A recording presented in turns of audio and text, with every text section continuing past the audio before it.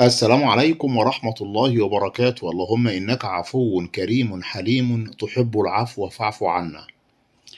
بيقول لك إن أنا اشتريت جوز عصافير من السوق واشتريته شغال، وأكد لي وقال لي إن الجوز ده شغال وإنه اشتغل عندي وبسم الله ما شاء الله. بس أنا عشان خاطر هغير، بس أنا علشان خاطر مسافر، وبعد ما اشتريته منه ورحت وخدته عندي في البيت ما اشتغلش، واصبر عليه ما اشتغلش. وحتى لو اشتغل، خد بالك معايا في الفيديو ده هقول لك ايه السبب ان احنا بنشتري العصافير كبيرة وشغالة، واللي باعها لك اكد لك وقال لك انها شغالة، ولكن لما خدتها ما اشتغلتش، وحتى لو اشتغلت هتشوف منها المعاناة. الموضوع يا جماعة ان انا لما اجي اشتري عصافير لازم اشتري العصافير تكون شبابات مش كبيرة وشغالة، لان اللي هيبيع لك حاجة ويقول لك عليها انها شغالة يبقى ده بيضحك عليك. لان اللي هيبيع حاجة شغالة هيبيعها ليه؟ اذا كان هي بتنتج وبتجيب عنده زغاليل وعصافير صغيرة وبتبيض وزي الفل وكويسة وبتجيب له انتاج، والانتاج بينزل يبيعه، يعني هي بتجيب له رزق، هينزل يبيعهم؟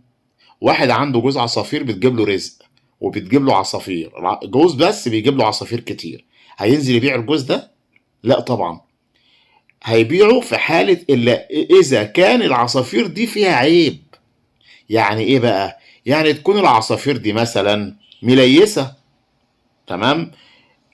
يعني فيها دهون من تحت ومش هتبيض. طيب العصافير ديت تكون عندها تمليح، بتملح. يعني ايه بتملح دي؟ مش فاهم. بتملح من الزغاليل برضه، فاهمني يعني ايه بتملح من الزغاليل؟ يعني عندها افتراس برضه، مش فاهم.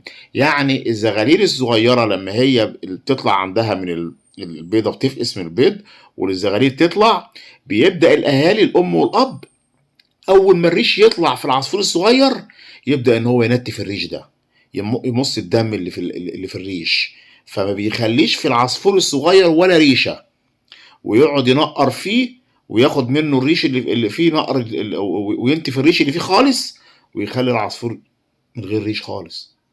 فده اسمه تمليح، نوع من انواع الافتراس. يبقى العصافير فيها عيب. يبقى انت لما تشتري عصافير ما تشتريش عصافير كبيرة وشغالة، لان العصافير دي اكيد لازم 90% هتكون فيها عيب. حتى لو من صديقي، حتى لو من صديقك يا عم، حتى لو من حد قريب منك وقال لك انا عندي العصافير هصفيها وهبيع، والله يعني بص بقى، الا اذا انت كنت انت واثق فيه قوي، يعني خلاص بقى واحد جارك ومتاكد، خلاص خدهم منه.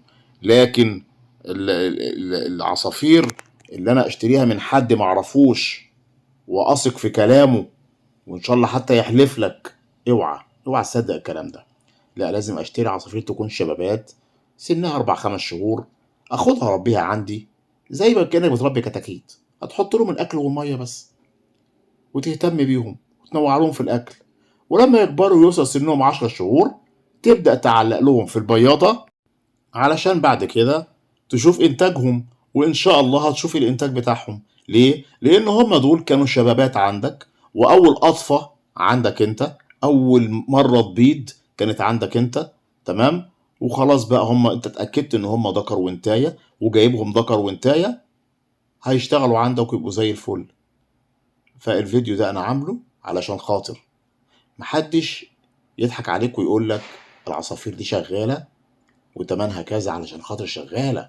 يعني هو بيع لك جوز مثلا ب 1000 جنيه، لا ده انا هبيعهم لك ب 1300 او 1400، دول شغالين، ده انا شايلهم من على زغاليلهم في البيت. كل ده ضحك يا جماعه على الدقون، محدش يسمع الكلام ده.